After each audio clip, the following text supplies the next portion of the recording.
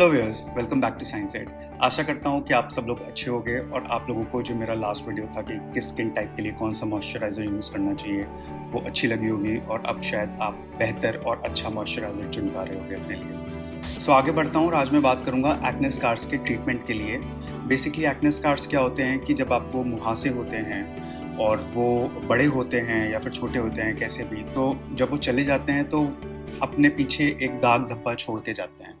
तो मुहासे से हुआ दाग, गड्ढे या काले धब्बे, उनको हम एक्ने स्कार्स बोलते हैं और उनको ठीक करने का आज मैं आपको प्रॉपर साइंटिफिक ट्रीटमेंट बताऊंगा।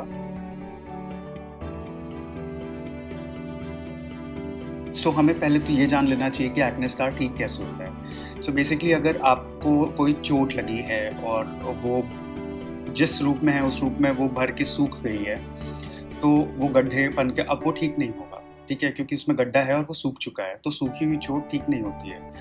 अगर वो उसमें अभी भी गीलापन है या फिर आप कहो कि उसमें खून आ रहा है या उसको छूने से दर्द हो रहा है, तो वो भर रहा है चोट, उसके चांसेस हैं कि वो प्रॉपर एक यूनिफॉर्म स्किन की तरह बन जाए। बट अगर वो सूख गया है और वो गड्ढे के रूप में है या वो काला पड़ गया है तो वो ठीक नहीं होगा।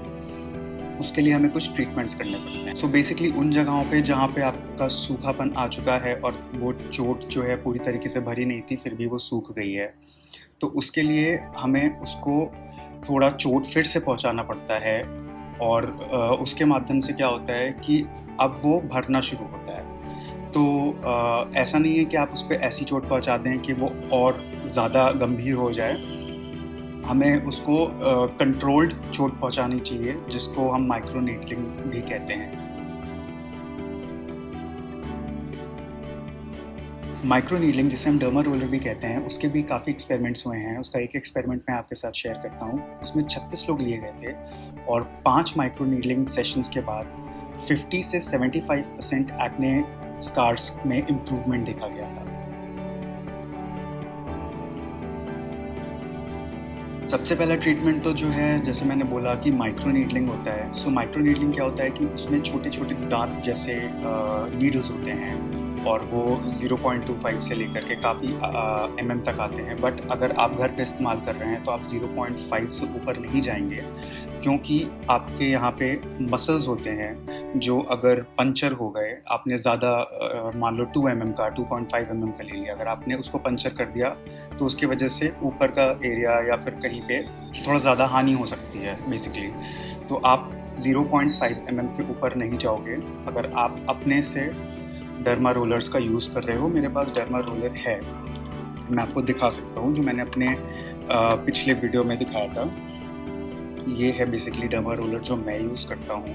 इनके ये छोटे छोटे दांत है और ये 0.5 mm का है। सो इसको आप बेसिकली अपने स्किन पे जहाँ पे स्कार है वहाँ पे अगर आपने इसको रगड़ते हो तो वहाँ पे बहुत छोटे छोटे लेवल पे चोट पहुँचती है और फिर वो भरना शुरू होता है। तो इस तरीके से स्कार गायब हो जाता है।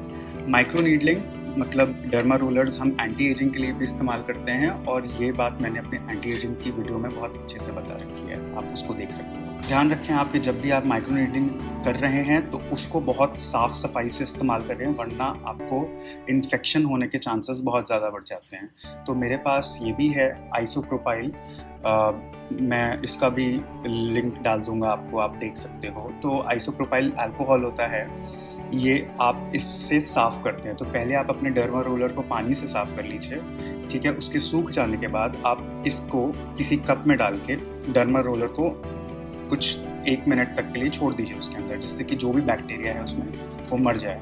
ये काम आपको दोनों समय करना होगा, जब आपने इस्तेमाल करने से पहले भी करना है और इस्तेमाल करके जब आप उसको पैक करने जा रहे हो तब भी करना है। अब आता है टाइमलाइन, कब कब करना चाहिए। तो डिपेंड करता है कि आपके स्कार्स कैसे हैं। अगर माइल्ड टू मॉडरेट है तो आप इसको 2 हफ्ते में एक बार इस्तेमाल कर सकते हो और बहुत माइल्ड है तो 1 महीने में यूज़ कर सकते हो। इसको इस्तेमाल करने के बाद कोई भी हार्श एक्टिव इंग्रेडिएंट नहीं लगाना है, जैसे ट्रेटेनॉइन, ग्लाइकोलिक एसिड, इवन सनस्क्रीन नहीं लगाना है। आप नॉर्मल हाई हाइलुरोनिक एसिड का सीरम लगा सकते हैं या ग्रेप सीड ऑयल लगा सकते हैं। सो बेसिकली मैं क्या करता हूँ कि मैंने जब भी डर्मा रोलर का इस्तेमाल किया उसके बाद मैं थोड़ा सा क्लिंडामाइसिन लेकर के पूरे एरिया पे लगा लेता हूँ जहाँ पे मैंने डर्मा रोलर चलाया है, जिससे कि अगर हल्का सा भी इन्फेक्शन का चांस है, बैक्टीरियल इन्फेक्शन का, तो वो ना हो, क्योंकि क्लिंडामाइसिन जो है वो एक एंटीबायोटिक मेडिसिन होता है। मैं ये क्लिंडामाइसिन यूज़ करता हूँ, अबॉट का है, इसमें नाइसिनामाइड भी है साथ में।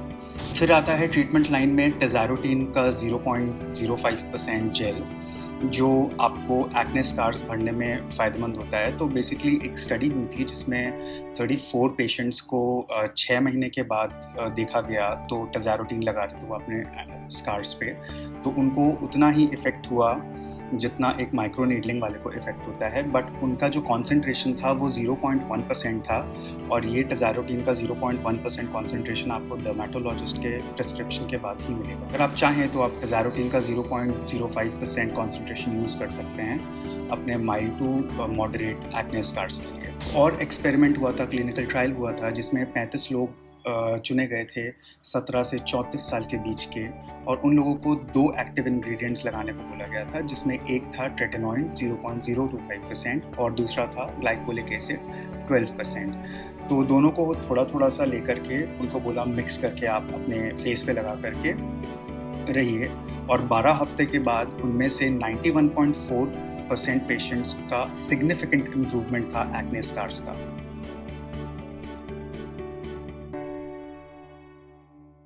फिर मैं बताऊंगा आपको कि ट्रीटमेंट में कौन सी क्रीम्स आप बेसिकली इन दोनों का कॉम्बिनेशन लेके यूज़ कर सकते हैं। तो जैसे कि मैंने आपको बताया था ट्रेटिनॉइन के बारे में अपने एक्ने ट्रीटमेंट की वीडियो में, अपने एंटी एजिंग के वीडियो में भी, कि रेटिनो ए का 0.025% बहुत अच्छा है ये कंपाउंड, ये काफ़ी फेमस है, और इसके अलावा इसके बेनिफिट्स भी बहुत हैं। मेरा तो ऑलमोस्ट ख़त्म हो गया है और मार्केट में भी अवेलेबिलिटी भी नहीं है इसकी, थोड़ा ज़्यादा ही डिमांड है लग रहा है। और इसके साथ आप जो ग्लाइकोलिक एसिड यूज़ कर सकते हैं वो है ग्लाइको 12 करके आता है माइक्रो कंपनी के साथ, आप वो यूज़ कर सकते हो, उसमें ग्लाइकोलिक एसिड 12% होता है। इसके अलावा ग्लाइकोलिक एसिड अगर आप चाहो थोड़ा कम कॉन्सेंट्रेशन यूज़ करना है तो मेरे डॉक्टर ने मुझे बताया था सेजडर्मा का ग्लाइकोलिक एसिड मैं यूज़ करता हूँ, और इसमें 6% होता है, और इसकी मैं डिटेल्ड वीडियो बनाऊँगा, एक बार ही मैं इसको पूरा ख़त्म कर दूँगा। सब बात करते हैं एक्ने से हुए माइल्ड स्कार्स के बारे में, जिसमें आपको काले धब्बे जैसा हो जाता है। तो उसके लिए आप कोई भी स्किन लाइटनिंग एजेंट्स यूज़ कर सकते हैं, जैसे कि ग्लाइकोलिक एसिड या फिर विटामिन सी सीरम। तो मेरे डॉक्टर ने तो मुझे सेजडर्मा का विटामिन सी सीरम बोला था यूज़ करने में, इसमें 12% के आसपास विटामिन सी होता है, और मैंने अभी इसको पूरा यूज़ नहीं किया है, मैं इस्तेमाल कर रहा हूँ। मैं एक बार ही पूरा इस्तेमाल करूँगा तो आपको डिटेल वीडियो बताऊँगा इसकी। फिर मैंने अपने डर्मेटोलॉजिस्ट से एक और रिकमेंडेशन लिया, जिसमें कि मैंने उनसे पूछा कि मुझे कोई ऐसा विटामिन सी बताइए जो पोटेंट भी है और पॉकेट फ्रेंडली भी है। तो उन्होंने मुझे डियर क्लैर्स का विटामिन सी सीरम बताया। हालांकि ये पूरी तरीके से पैक्ड है, मैंने अभी इसे खोला नहीं है, इस्तेमाल करना शुरू नहीं किया है। जब मैं इसे इस्तेमाल कर लूँगा तो इसकी भी मैं आपको एक प्रॉपर वीडियो बना करके बताऊँगा। प्रिकॉशन के तौर पे आपको ध्यान रखना चाहिए कि आपको टेज़ारोटीन और tretinoin pregnant woman, lactating woman, children पे इस्तेमाल नहीं करना है। इस वीडियो में मैंने जो भी सजेशंस दिए हैं वो mild to moderate acne scars लोगों के लिए है। ये उन लोगों के लिए नहीं है जिनको सिवियर एक्ने के स्कार्स हो चुके हैं, क्योंकि उनके लिए अलग ट्रीटमेंट्स होते हैं, जैसे कि लेज़र ट्रीटमेंट या फिर रेडियो फ्रिक्वेंसी होता है, या फिलर्स यूज़ करते हैं, या बड़े दांत वाले माइक्रो नीडल्स यूज़ करते हैं, या फिर केमिकल पील्स करते हैं। ये सिर्फ डर्मेटोलॉजिस्ट ही कर सकता है, तो आप उनसे एक बार ज़रूर सलाह ले लें।